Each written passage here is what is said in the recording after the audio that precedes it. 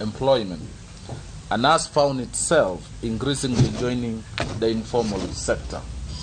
It is for this reason that cooperatives and micro, small and medium enterprises sector has been identified as one of the key sectors of our economy. Indeed, Kenya Vision 2030 identifies the Kenya's business environment being characterized by large SMEs, which contributes 75% of the employment and 18% of the GDP. However, most MSMEs lack adequate technical and entrepreneurial skills, which contributes to high mortality rate of 440,000 business closure per year.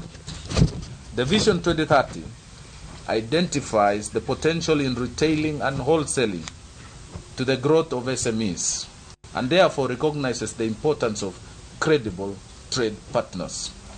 The objective of credible trade partners is to integrate small traders while creating economies of scale. And if this is done well, the integration of small traders will reduce price fluctuations, product wastage, and distribution bottlenecks without necessarily disrupting the retail operation.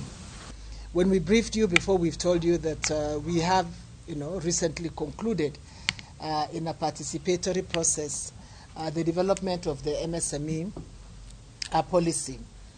In 2015, government passed the MSME Act, which established MSEA. So the frameworks for taking this forward are in place. And I think the prayer that we'll make is, as you chart the way forward, is to build on these initiatives and to strengthen these institutions so that they become more robust and are able to meet their clients' needs in a timely manner.